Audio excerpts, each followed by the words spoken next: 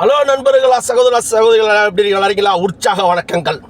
இப்போ என்ன டார்கெட்னா, நம்ம வெளிநாட்டு வாழ்க்கைங்க எவ்வளவு கொடுமையானது தெரியுமாங்க.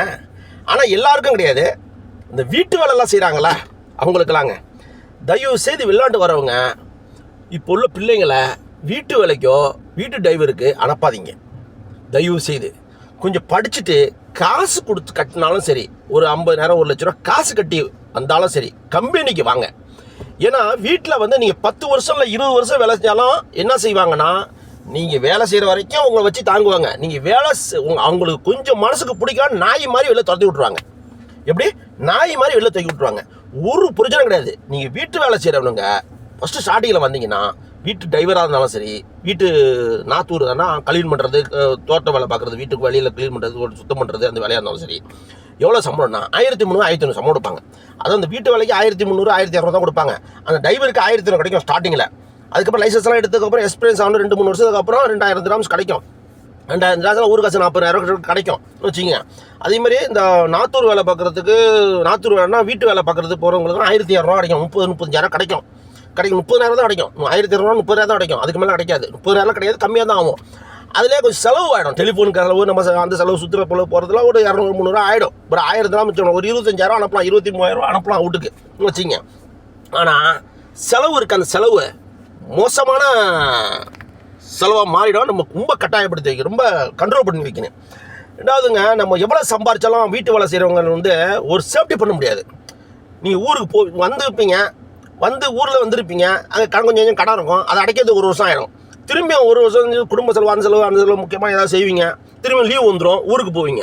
திரும்பி என்ன ஊருக்கு போகும்போது ஏதாவது இருக்கிற மாதம் 1 மாதம் சம்பளத்தை வச்சுருப்பீங்க, செலவு பண்ணுவீங்க. திரும்பி நகை அடவைப்பீங்க, கடன் வாங்குவீங்க.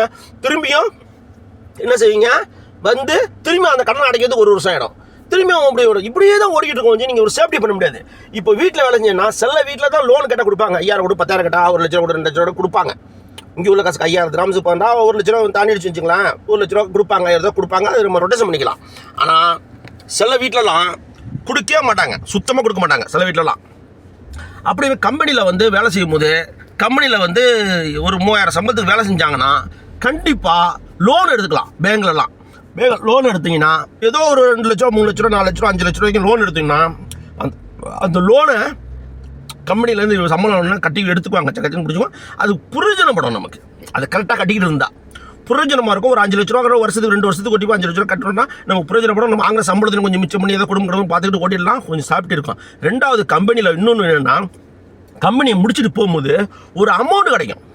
நல்ல கம்பெனியெல்லாம் வேலை செஞ்சால் நல்ல அமௌண்ட் கிடைக்கும். சாதா கம்பெனியில் ஒரு அமௌண்ட் கிடைக்கும். நல்ல ஒரு 5 லட்ச ரூபா 6 லட்ச ரூபா, இல்லை பெரிய நல்ல உள்ள கம்பெனியில் ஒரு 10 வருஷம் வேலை செஞ்சோன்னா ஒரு அமௌண்ட், பெரிய அமௌண்ட் 20 வருஷம் வேலை செஞ்சுட்டு போகும்போது பெரிய அமௌண்ட் கிடைக்கும். அது நமக்கு ஒரு வயசான காலத்தில் ஒரு 50 வயசில் திரும்பி முடிச்சுட்டு போகும்போது ஒரு பிரயோஜனம் இருக்கும். ஆனால் வீட்டில் நீங்கள் 10 வருஷம் இல்லை 20 வருஷம் வேலை செஞ்சாலும் 1 ரூபா கொடுக்க மாட்டாங்க. சில வீட்டில் கொடுப்பாங்க, சில வீட்டில் கொடுக்க மாட்டாங்க. அப்படி சில கம்பெனியில் கொடுப்பாங்க, சில கம்பெனியில் இல்லை, சில வீட்டில் கொடுப்பாங்க, சில வீட்டில் கொடுக்க மாட்டாங்க. ஆனால் கம்பெனிலலாம் கண்டிப்பாக நம்ம 20 வருஷம் 2 வீட்டுக்கு ஊருக்கு போகும்போது காசு கிடைக்கும், ஒரு பிரயோஜனம் இருக்கும். தயவு செய்து பிள்ளைங்கள்லாம் இப்போ உள்ள பிள்ளைங்கள்லாம் படிச்சுட்டு ஒரு நல்ல வேலைக்கு வாங்க. அதாவது வேலைக்கு வரும்போது விசிட்டிங்கில் இங்கே துபாயில் சொல்கிறேன், நான் யூஏயில் சொல்கிறேன். அபுதாபி, துபாய் இந்த மாதிரி இடையில சொல்கிறேன், ஷார்ஜா அதே மாதிரி சொல்கிறேன். நீங்கள் மற்ற கண்ட்ரிலாம் எப்படின்னு தெரியாது. இங்கே விசிட்டிங்கில் என்ன செய்கிறாங்கன்னா, மக்கள்லாம் ரொம்ப விசிட்டிங்கில் படித்தவங்களும் சரி படிக்காதவங்களும் சரி விசிட்டிங்கில் வந்துடுறீங்க. விசிட்டிங்கில் வேலை தேடி அலையிறீங்க. லக்கு நமக்கு நசீபு நல்லா இருந்துச்சுன்னா, நம்ம நேரம் நல்லா இருந்துச்சுன்னா, கடவுள் நம்ம மேலே நல்ல தலையில் நல்லா எழுதியிருந்தாருன்னா உடனே வந்தோடனே 1 மாதத்துக்குள்ள வேலை கிடச்சிடும். கிடைக்கலன்னா 2 மாதம் 3 மாதம் விசிட்டிங் அடிச்சுக்கிட்டு சாப்பாட்டுக்கு பிரச்சனை, ரூமுக்கு பிரச்சனை, பல மன உளைச்சல்கள். ஏன்னா அங்கேருந்து சும்மா வந்திருக்க மாட்டீங்க. ஏதாவது கடன் வாங்கிட்டு வந்திருப்பீங்க. இருக்கப்பட்டவங்களாம் ஏதாவது காசு வச்சுருப்பாங்க, வந்திருப்பாங்க. இல்லாதப்பட்டவங்களாம் என்ன செய்வாங்க, நகையை வச்சு ஏதாவது கடன் வாங்கிட்டு வந்திருப்போம். வந்தோடனே மன உளைச்சல், கடன் அடைக்கணுமே, சம்பாதிக்கணுமே, நம்ம வீட்டில் அவ்வளோ பிரச்சனைகள் இருக்குன்னு இருக்கும். அதனால் தயவு செய்து எங்கேயாவது ஒரு 50,000 1 லட்ச ரூபா காசு கொடுத்து, எங்கேயாவது நல்ல ஒரு ஏஜென்ட் மூலியமாக காசு கொடுத்து, ட்ராவல்ஸை கொடுத்து நல்ல நம்பிக்கையான முறையில் வேலையோடு வாங்க. தயவு செய்து வேலையோட வரலன்னா வேலை கிடைக்கும், கிடைக்காமல முயற்சி பண்ணிக்கிட்டே இருக்குன்னு இங்கே உட்காந்துக்கிட்டு முயற்சி பண்ணிக்கிட்டே இருக்குன்னு மன உளைச்சல், காசு செலவு, ரூமு சாப்பாடு செலவு, ரூமுக்கு செலவு, சாப்பாட்டுக்கு செலவு, இதுமாரி ஆகிட்டே இருக்கும். அதனால் தயவுசெய்து வெளிநாட்டு வாழ்க்கை எந்தாத்த தான் விளைஞ்சலாம் அரபி வீட்டுங்களுக்கு வராதிங்க. தயவுசெய்து அரபி வீட்டுங்களுக்கு வராதிங்க. காலம் முடிஞ்சு போச்சு, எங்கள் காலத்தில் முடிஞ்சு போச்சு. இப்போலாம் யாரும் வரதில்லை, கண்டிப்பாக வராதிங்க. படிச்சுட்டு வாங்க, எல்லாரும் படிச்சுட்டு நல்ல கம்பெனிக்கு நல்லா பொசிஷனுக்கு வாங்க. இந்த வீட்டுங்களுக்கு அரபி வீட்டுங்களுக்கு வர்றது படிக்கலையா கம்பெனிக்கு வாங்க, ஏதாவது கம்பெனி வேலைக்கு வாங்க, கம்பெனி வேலைக்கு வாங்க. படிக்கலையா அரபி வீட்டுக்கு வரவே வராதுங்க தயவுசெய்து. நாயோட மோசமாக நடந்து சகிப்புத்தன்மை வேணும், பொறுமை வேணும். எல்லாத்தையும் சகிச்சுக்கிட்டு பொறுமை இருந்தால் தான் அரபி வீட்டிலலாம் ஓட்டலாம், இல்லைனா ஓட்ட முடியாது தயவுசெய்து. நாங்களாம் அபுதாபிலேருந்து ஓட்டிகிட்டு இருக்கோம். நாங்களாம் இப்போ 10-12 வருஷம் ஆச்சு. இங்கே வெளிநாடு போயிடுச்சு, 50 வருஷம் போயிடுச்சு, 30-40 வருஷம் வெளிநாடு போயிடுச்சு. 50 வயசு ஆச்சா 30 வருஷம் வெளிநாடு போயிடுச்சு, அது வேறு எனக்கு.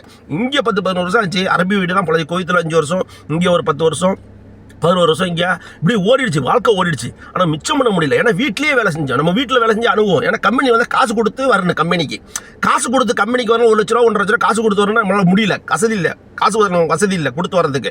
யாராவது சொல்லி அந்த வீட்டு வேலைங்கிறப்ப ஃப்ரீயாக வயசை கொடுப்பாங்க, உடனே உடனே வந்து இப்படி பழவிடுச்சு. அதனால் போய் ஓடிடுச்சு. சகிப்புத்தன்மையும் பொறுமையும் இருந்தால் தான் வீட்டிலலாம் அரபி வீட்டில் ஓட்ட முடியும், இல்லைனா ஓட்ட முடியாது. தயவு செய்து அரபி வீட்டில் வந்து வேலைக்கு வராத நிப்பாட்டிடுங்க. சமையல் வேலையாக இருந்தாலும் சரி, டிரைவர் வேலையாக இருந்தாலும் சரி, இந்த நாத்தூர் வேலைம்பாங்க, இந்த வீடு க்ளீன் பண்ணுறது, பெருக்கிறது, இந்த வேலைலாம் வராதிங்க தயவுசெய்து. கம்பெனிக்கு குறைச்ச சம்பளமாக தான் கம்பெனிக்கு வாங்க. உங்களுக்கு பின்னாடி ஒரு நல்ல ஒரு லைஃப் இருக்கும். கம்பெனிக்கு வந்தீங்கன்னா ஏதோ லோன் வாங்கலாம், நல்லது கிடைக்கும். கம்பெனி முடிச்சுட்டு போகும்போது ஒரு அமௌண்ட் கிடைக்கும், ஏதாவது ஒரு புரிஞ்சு இருக்கும். டைமும் கரெக்டாக இருக்கும். காலைல 8னா நைட்டு 8, சாயங்காலம் ஒரு 8 மணி நேரம் 10 மணி நேரம் டைம். அரபி வீட்டில் டைம் கிடையாது. கம்பெனியில் டைம் உண்டு, 10 மணி நேரம் 12 மணி நேரம் 8 மணி நேரம் டைம் உண்டு. 8 மணிக்கு மேலே வேலை 8 மணி நேரம் மேலே வேலைச்சுன்னா ஓவர் டைம் உண்டு. கம்பெனியில் உண்டு, ஓவர் டைம் உண்டு, காசு கிடைக்கும், எக்ஸ்ட்ரா கிடைக்கும். நீங்கள் 1300 பேஜிக்கு சம்பளம் வந்தாங்கன்னா ஓவர் டைம் கிட்ட 1800 2000 சம்பளம் எடுத்துடலாம். ஆனால் வீட்டில் அப்படி கிடையாது. 2000 சம்பளம் 2000 சம்பளம் தான். காலம் ஃபுல்லாக நீங்கள் 24 மணி நேரம் வேலை செய்யணும். நைட்டு 12 மணிக்கு ஃபோன் அடிச்சு மெக்டானல்ஸ் போய்ட்டா, அது வாங்கிட்டு வா, சாண்ட்விச் வாங்கிட்டு வா, பன் வாங்கிட்டு வா, குப்பூஸ் வாங்கிட்டு வா, பப்ஸி வாங்கிட்டு வா பாங்க. புரியுதா? அது நம்ம தவிர்க்க முடியாது. நம்ம 24 மணி ஆம்புலன்ஸ் டிரைவர் மாதிரியே இருக்குன்னு தூங்கிட்டே இருப்போம், ஃபோன் அடிப்பானுங்க, போய் வாங்கிட்டு வாங்க. நம்ம சொன்னால் கோவப்படுவாங்க. நான் தூங்குறேன்னு சொன்னால் என்ன தூங்குறேன், எப்போ பார்த்தா தூங்கிட்டு இருக்கேன் பாருங்க. வேலையே இருக்காது, உட்காந்துருப்போம். ஆனால் திடீர்னு நம்ம தூங்குற நேரத்தில் வேலைக்கு கூப்பிடுவாங்க. இதுதான் பொழப்பு ஓடிக்கிட்டு இருக்கீங்க. வேலையே இருக்காது, உட்காந்தே கிடப்போம். காலையிலேருந்து குளிச்சுட்டு உட்காந்துருப்போம், உட்காந்தே கிடப்போம். நைட்டு 10 மணி வரைக்கும் உட்காந்துருப்போம், வேலை இருக்காது. ஆனால் 10 மணி 9 மணியாச்சு 10 மணியாச்சு படுப்போம். அப்போ தான் என்ன செய்வாங்க, கூப்பிடுவாங்க. நம்மளை கூப்பிடும்போது என்ன காலையில் வேலையில் சும்மா உட்காந்துருக்கா, உடனே தூங்குறேங்கிறா அம்பாங்க. அதுக்கு நம்ம ஒரு டயருக்குலாம் தூங்குறதுக்கு, அந்த நேரம் தூங்கினா தான் தூக்கம் வரும். இவனை கூப்பிட்ற டயத்துக்கு தூங்கினா நம்ம தூங்குறேன், ஏன் தூங்கிட்டே இருக்க ரூமில் அம்பாங்க.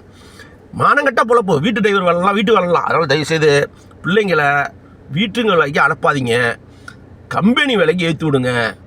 பசியும் பட்டினியும் இருக்குன்னு சொல்லிட்டு அவசரத்துக்கு ஏறாதீங்க. கொஞ்சம் பொறுமையாக இருந்தாலும் நல்லபடியாக கம்பெனியில், வெளிநாட்டில் வந்து கம்பெனியில் ஏறுங்க. எந்த நாள் கண்ட்ரியாக இருந்தாலும் சரி கம்பெனியில் இருங்க. இந்த அரபி வீட்டில் வேலை இங்கேருந்து கிடையாது, எங்கேயுமே வேர்ல்டில் எங்கே நீங்கள் அரபி வீட்டுக்கு போனாலும் ஒரு மரியாதை இருக்காது, ஒரு வருமானம் நம்ம சேர்த்த முடியாது, ஒரு லைஃப்பில் ஒரு முன்னேற முடியாது. சில பேர் 110 வீடு இருக்குது, 10 பேர் இருப்பாங்க, ஏதோ நல்லது கிட்ட செய்வாங்க. வீடு கட்டுறதுக்கு, குடும்பத்தை பிள்ளை கல்யாணத்துக்கு நல்லது கிட்ட கொடுத்து உதவி பண்ணுவாங்க. எல்லோரும் கொடுத்து உதவி பண்ண மாட்டாங்க, நல்லவங்களும் இருக்காங்க, இல்லைன்னு சொல்லல. ஆனால் அமீன் எல்லாருக்கும் அமையாது.